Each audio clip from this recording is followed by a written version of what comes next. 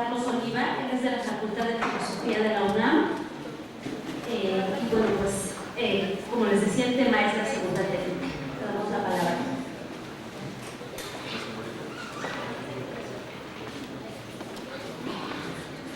Hola, buenas tardes ya.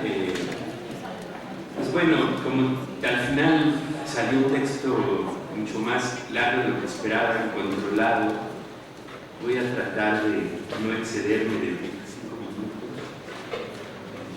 Entonces, sin mucho preámbulo, empiezo a leer. Empiezo con un epígrafe del propio Bolívar Echeverría que dice así: la palabra en cualquiera de sus vías de manifestación alcanza en ocasiones a ser portadora de sentido, y todo sentido trae consigo inevitablemente una referencia a la vida emancipada. Subdividí este trabajo en puntos. 1. Cuando Walter Benjamin habla de una segunda técnica, lo que está haciendo es sintetizar dos ideas muy poderosas de la modernidad. Por un lado, la idea kantiana respecto a la operación de lo sublime natural, vista a través del ejemplo del juicio del gusto referido al arte sublime, como constituyente fundamental de las formas de percepción. Y además, la consecuente autonomía y emancipación del espíritu y del sujeto, de acuerdo con la estructura formal de la propia naturaleza sublime. Dos son los elementos de tal estructura: la fuerza, esto es lo que origina lo sublime dinámico en la sociedad, y lo grandioso, que a su vez constituye lo sublime matemático. Así, la constitución de lo moderno a partir del 18 tiene como eje sobremesurable e instrumentalizable de la propia naturaleza, y esto se concreta en las técnicas sublimes y violentas que operan desde entonces hasta la fecha. En segundo lugar, Benjamin está sintetizando la idea marxiana de la subsunción real de la naturaleza que genera el capital frente a la subsunción formal de las configuraciones precapitalistas, o de las comunidades que mantienen un índice de resistencia frente a este modelo de modernización. La teoría de la subsunción, a decir de Bolívar Echeverría, es el intento más avanzado hecho por Marx de mostrar en términos teóricos generales la manera en que se articulan los dos procesos que se encuadran en el núcleo teórico del discurso crítico: la teoría de la contradicción entre el proceso social natural de producción y consumo y el proceso social capitalista de valorización del valor. Continúa Bolívar: la teoría de la subsunción permite explicar este desarrollo aparentemente natural de la tecnología moderna como un proceso que, lejos de provenir de necesidades espontáneamente progresistas de aplicar los avances de la ciencia a la producción, se desata más bien de una necesidad social regresiva, la de perfeccionar la explotación de las fuerzas de trabajo. Pues bien, ante el pleno desarrollo de la subsunción real en la sociedad capitalista, en cierto sentido por el ejercicio de sublimación de las tecnologías frente a la naturaleza, Benjamin intenta mostrar las posibilidades de emancipación a partir, prácticamente valiéndose, de otra técnica que ha subsumido a la naturaleza y que aparece franca como una segunda naturaleza que se ha emancipado de las tecnologías neolíticas. Esto es, de la época en que el hombre se encuentra atado a la tierra a través de la agricultura, la ganadería y la alfarería. 2. Benjamin no es en absoluto ingenuo frente a esto. Al igual que Kant opta por el ejemplo del arte, quizá de ahí la distorsión de no acentuar, como lo hará en sus tesis sobre la historia, el efecto brutal y destructivo de esta segunda técnica. El arte se inscribe en la primera técnica, señala Benjamin, por encontrarse al servicio de la magia, conserva ciertas propiedades que tienen utilidad práctica, y estas propiedades no son superfluas, están introyectadas en el cuerpo social, la operación, prefiguración y contemplación mágica que están determinadas en la constitución de la obra de arte a través de una fundamentación artesanal.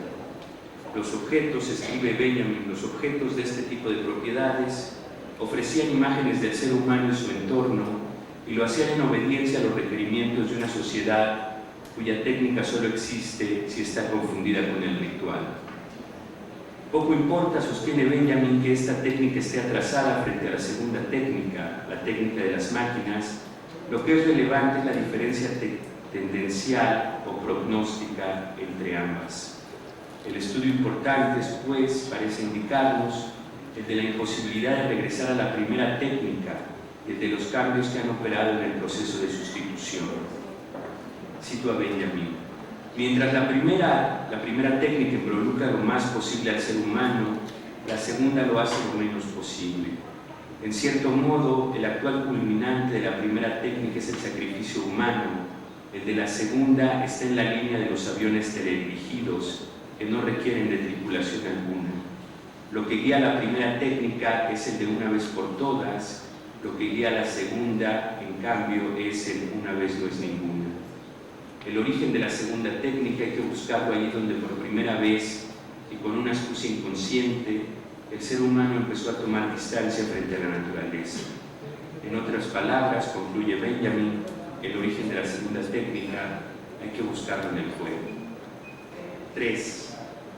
El hecho de que Benjamin no parara aquí, señalando quizá la banalización del juego frente a la tragedia que representa y representaría la segunda técnica, ha sido uno de los motivos más recurrentes de la crítica inclemente en su contra.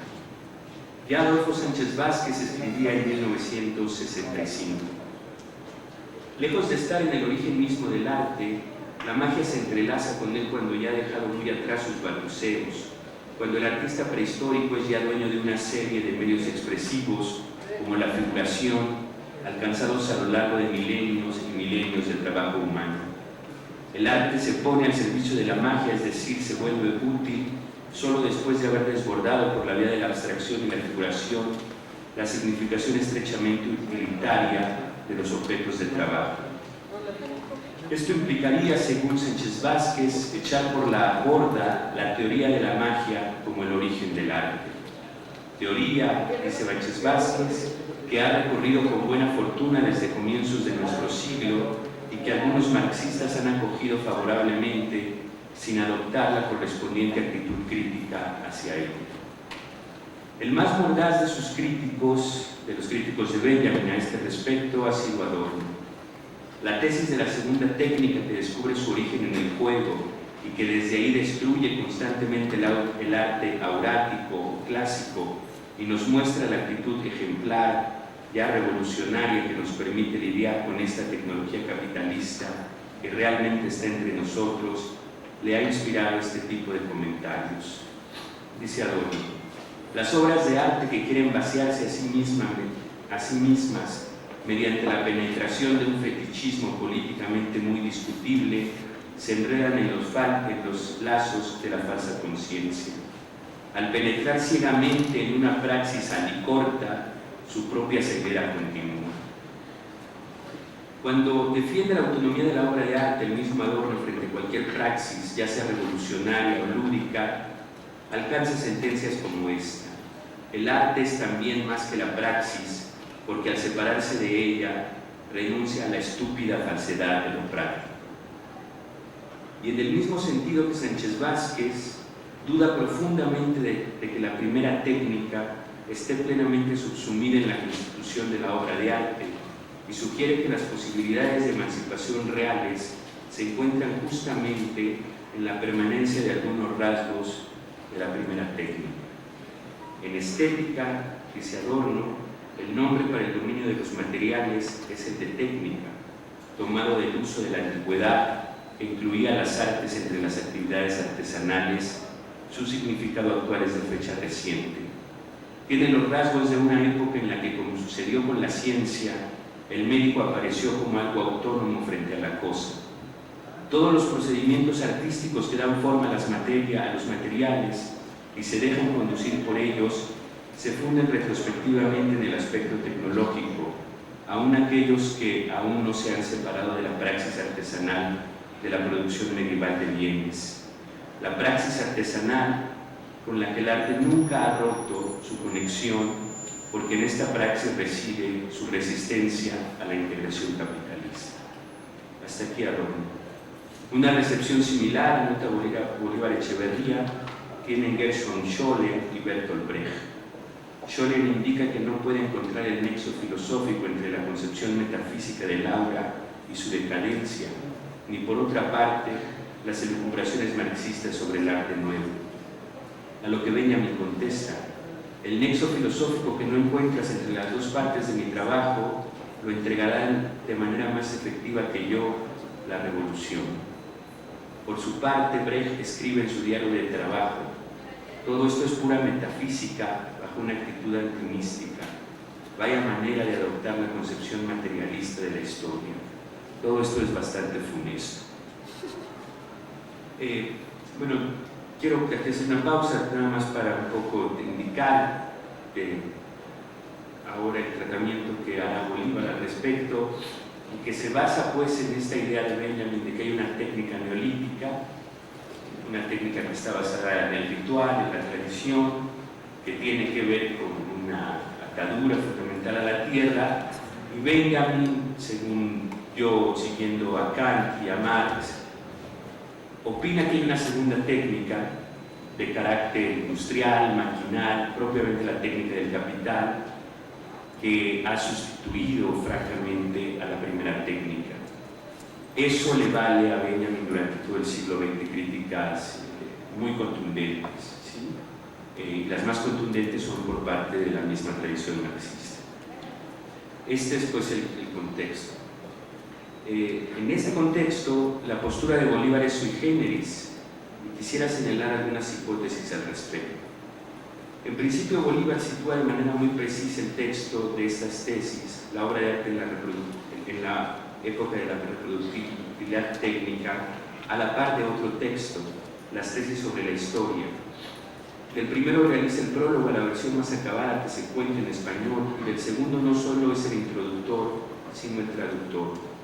Ambos textos adquirieron su forma definitiva. El primero se intitula Arte y Utopía y está publicado en su libro póstumo Modernidad y Blanquitud, y el segundo, El Ángel de la Historia y el Materialismo Histórico, fue publicado en vuelta de siglo. Existe otro texto importante en el que regresa al tema para, entre otras cosas, esbozar una postura respecto a las aporías del trabajo de Benjamin. Se trata del ensayo que publica en 2009 y que lleva por título De la Academia a la Bohemia y más allá. Sumado al anterior y con todas las reservas del caso que debemos de tener frente a estos materiales, se han venido publicando transcripciones de clases que impartió específicamente sobre Benjamin en los años que se dedicaba, presupongo, al estudio de tales textos. Si uno revisa la parte de este corpus referente al problema de la obra de arte, pueden destacarse tres cosas. Primero, los juicios sobre la postura de Benjamin respecto a la segunda técnica no difieren de los que podríamos llamar las tradiciones ilustradas y proletarias del marxismo. De hecho, en algunos casos son más extremos. En todos los textos referentes hay siempre una nota final sobre la ingenuidad o la equivocación de Benjamin. Así, en el texto que se ha titulado Una lección sobre Walter Benjamin, que publicó la revista Contrahistorias en 2011, Bolívar anota que Benjamin, profundamente influido por Brecht, no alcanza a ver la idea marxista de la subsunción real, mientras que Marx tiene una idea mucho más oscura, menos optimista sobre la técnica, una idea que contempla la técnica misma, una idea que contempla que la técnica misma ha recibido ya el virus del capital y ha desarrollado su programa de funcionamiento de acuerdo a las indicaciones de ese mismo virus. Benjamin y Brecht piensan que las fuerzas productivas, dice Bolívar, tienen una tendencia que es siempre y en sí misma positiva, y que la tendencia de transformación pueden inaugurar otro tipo de técnica. Para Benjamin, continúa Bolívar, hay en esta postura una cierta ingenuidad. La técnica está simplemente mal usada, así que si la usamos bien, esa técnica funcionaría de manera favorable para el hombre. De una forma mucho más elaborada, Bolívar trata el tema en Arte y Utopía, y en cierta medida este texto puede sintetizar algunos de los puntos nodales de la obra de Bolívar. En ese breve texto se encuentran planteados tres temas centrales de la relación entre modernidad y capitalismo: el problema de la configuración del valor de uso bajo las tecnologías del capital, el asunto de la vigencia de la revolución y el tema de la neobarbarie en el esquema civilizatorio moderno. Bolívar comienza por sintetizar la postura de Benjamin y a diferencia del plano anecdótico que ofrece en la cátedra, hace una reconstrucción brillante a partir de notas a pie de página que operan como mónadas de sentido en el texto de la historia de la lectura de la obra de Benjamin. Cito a Bolívar: a la inversa de Hegel, para quien el arte muere si es privado de su altísimo encargo metafísico, para Benjamin el arte solo comienza a ser tal una vez que se emancipa de su aura metafísica. Sin embargo, en el texto de este ensayo puede rastrearse una idea singular y trágica de lo que ha sido y tiende a ser el destino del arte en el devenir de la historia. Pareciera que para Benjamin la consistencia propiamente artística de la obra humana ha sido siempre un fenómeno parasitario que, pese a su autonomía, nunca ha tenido y tal vez nunca podrá tener una existencia independiente. El arte apareció atado al valor de culto de la obra precisamente cuando comenzaba la decadencia o descomposición de ese valor, y sirviendo de puente fugaz entre dos épocas externas, comienza a desvanecerse como arte independiente o emancipado, sometido a un valor de exhibición o un valor para la experiencia que se encuentra recién formándose y que corresponde a una figura futura de la obra, apenas sugerida en el presente. Hasta aquí Bolívar. Frente a la lectura crítica del libro de Benjamin, Bolívar opta, como vemos, por una estrategia diferente. Sintetiza las ideas de Benjamin, aun con el riesgo de no ser del todo puntual frente al texto, pero con la ventaja de radicalizar ciertas nociones.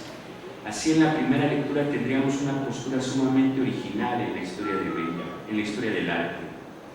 En lugar de adscribirse a la polémica sobre la muerte o no muerte del arte, Benjamin realmente pasa de lado el asunto y da a entender, trágicamente, dice Bolívar, que el arte es un fenómeno parasitario, por lo tanto debe de estudiarse sin ninguna idealización, tal como acontece en la época de la reproductibilidad técnica, y además esperar del arte otra mutación parasitaria de acuerdo con el desenvolvimiento de la técnica. En segundo lugar, Bolívar destaca la otra tesis, que es fruto de discordia y encono en la lectura del siglo XX, en especial dentro de la izquierda. Benjamin señala a Bolívar, detecta en las nuevas masas un nuevo tipo de percepción o sensibilidad que sería la réplica formal de los cambios que caracterizan a la nueva época. Una nueva percepción o sensibilidad que trae consigo ante todo la decadencia del aura. Hasta aquí Bolívar. Esta tesis, en efecto, parece invicta y constatada en el siglo XX y en el inicio del siglo XXI. El arte clásico o aurático se ha vuelto un ejercicio decadente, secuestrado, generalmente oculto, incapaz de salir a la esfera pública sin ser choteado, incomprendido y expulsado por un sujeto masificado que es distraído y frívolo frente al recuerdo de la sacralidad del arte. Así, ya en un desplante de alto riesgo y siguiendo a Marcuse, Bolívar señala que el carácter político del arte sublime en general, que genera un valor de exhibición, no se debe a que aporte al proceso compositivo pre-revolucionario, sino al hecho de que propone un comportamiento revolucionario ejemplar. Comportamiento, creo, que implicaría la secularización permanente de todo vestigio aurático, clásico o romántico del arte. Quizá por eso solo quede el estudio que Bolívar realiza a la par de dos comportamientos feroces de constitución de lo moderno y de la propia obra de arte, el comportamiento barroco y el comportamiento realista. Desde esta perspectiva es que Bolívar puede vindicar la segunda técnica. Cito a Bolívar: la reflexión de Benjamin acerca de la obra de arte en la época de la nueva técnica culmina teóricamente en una distinción entre la base técnica actual del proceso social capitalista, continuadora de las estrategias técnicas de las sociedades arcaicas, y la nueva base técnica que se ha gestado en este proceso, reprimida, mal usada y deformada por el capitalismo, cuyo principio no es ya el de la creación apropiativa de la naturaleza, sino el telos lúdico de la creación de formas en y con la naturaleza. Tratar con el nuevo sistema de aparatos en el que se esboza esta segunda técnica requiere la acción de un sujeto democrático y racional capaz de venir en lugar del sujeto automático e irracional que es el capital. El arte nuevo, concluye Bolívar, sería el que se adelanta a poner en acción a ese sujeto, el que le enseña a dar sus primeros pasos. Pese a todo lo anterior, Bolívar termina haciendo énfasis en los efectos que esta segunda técnica ha tenido en el establecimiento de un arte realista y comprometido con el sistema de aparatos del capital. De todas las lecturas críticas que han recibido las tesis, dice Bolívar, la más aguda y desconsoladora es la de la industria cultural, que se encuentra en el famoso libro de Horkheimer y Adorno, Dialéctica de la Ilustración. No solo no llegó la revolución que anunciara Benjamin, sino que en su lugar vinieron la contrarrevolución y la barbarie. En las antípodas de las masas proletarias soñadas por Benjamin, dice Bolívar, lo que ellos encuentran son una masa amorfa de seres sometidos a un estado autoritario, manipulada al antojo de los managers de los monstruosos sistemas, generadores de gustos y opiniones, cuya meta obsesiva es la reproducción, en infinidad de versiones de todo tipo, con un solo mensaje apologético que canta la omnipotencia del capital y alaba la subsunción. Pero Bolívar va más allá. Ve en Benjamin, y esto lo estudiará de manera muy detenida en su trabajo sobre las tesis de la historia, una encarnación de esa segunda técnica. Alguien que ha logrado, como diría Adorno, el dominio de los materiales a partir de un permanente conflicto y entrenamiento con las nuevas tecnologías. Básicamente esto no se da en la visión de las películas, como creíamos, sino en el sistema de aparatos que constituye, como por ejemplo también lo constató Kafka, la vida en el exilio, en la guerra y en la pobreza. Esto parece ser lo que constituye a un sujeto que está condenado a reconstruir la naturaleza desde estas tecnologías, y quizás su afirmación lúdica es lo que permanece muy en la sombra, como su resguardo neolítico, como su reminiscencia natural, su última puesta en marcha del valor del uso.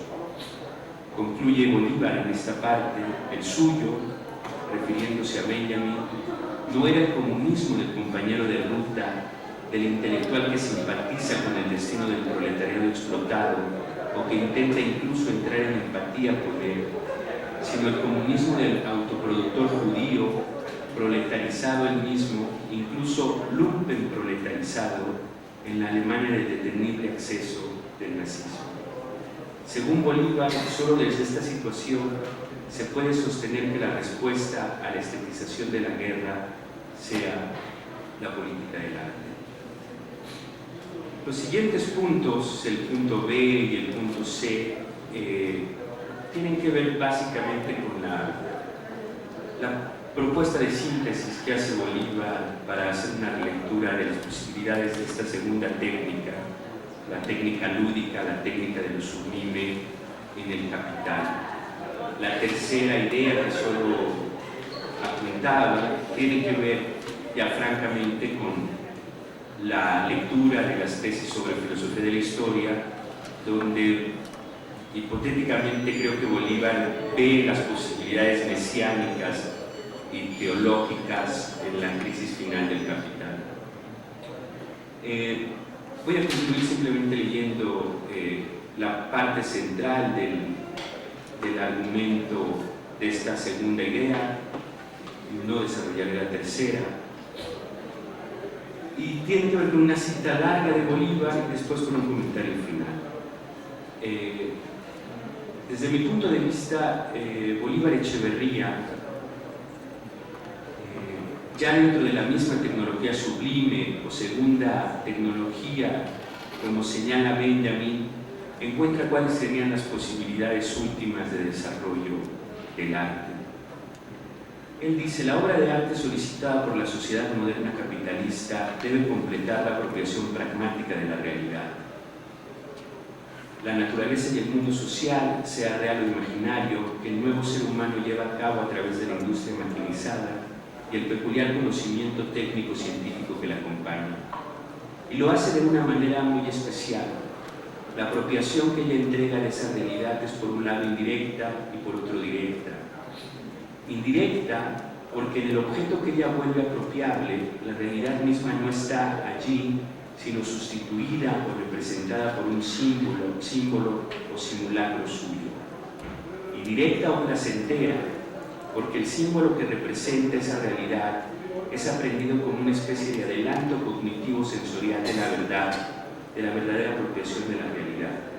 La apropiación pragmática que se cumple con los productos del trabajo humano industrializado. Esto es lo que nos está diciendo Bolívar, es que la obra de arte cumple esas dos funciones: la función directa, crediticia, a través de contemplarla está realmente desarrollando una gran cantidad de procesos que subsumen nuestra relación cotidiana con las tecnologías, y esto que él llama una relación indirecta. Repito, el objeto de que ella vuelve apropiable, la realidad misma, no está ahí, sino sustituida o representada por un simulacro suyo. Esto es, si eso es realmente lo que la obra de arte realiza en la época del capital, esto es, falsifica la realidad, falsifica la conciencia, hace una apología del sistema, ¿en qué consistiría, se pregunta Bolívar, la revolución del arte de vanguardia del siglo XX? Según yo, la revolución del arte de principios del siglo se manifiesta por un lado en algo que no alcanza a ver Benjamin, pero que no obstante se encuentra en la ruta trazada por él y no por el lado de los marxismos ilustrados. Dice Bolívar, el no a la representación pragmática de este arte altermoderno, más que moderno, pone en práctica una mímesis festiva, trae consigo el proyecto de un resentamiento de la esencia del arte en torno a la que fuera su matriz arcaica, premoderna, la fiesta. Hasta aquí Bolívar. Así se trataría de la vía del juego, la de la tecnología de lo sublime, la que guía al arte, pero, y esta es la aportación central de Bolívar, con una regresión, con un principio conservador en su interior que implicaría el regreso a la mímesis festiva. En este sentido, el problema toma totalmente otra dimensión. Si en lugar de observar la operación de la segunda técnica, se observa la experiencia formal y existencial de la mímesis de segundo grado. Esto es, no el conflicto entre el arte aurático y el arte sublime, o entre el valor de culto y el valor de exhibición, pues estas son las formas en las que la modernidad capitalista nos tiene presos, sino que si observamos cómo dentro de esta jaula de oro opera una mímesis desquiciada del hecho moderno, se acentúa entonces la forma sublime romántica, pero regresa de modo enrevesado a una festividad fundacional como la del arte clásico. En este sentido es que Bolívar señala que en efecto no es la industria cultural el lugar donde puede entrenarse ejemplarmente el acontecer revolucionario, sino en la estetización salvaje de la vida cotidiana, que frente a la barbarie opta por la afirmación festiva de la vida.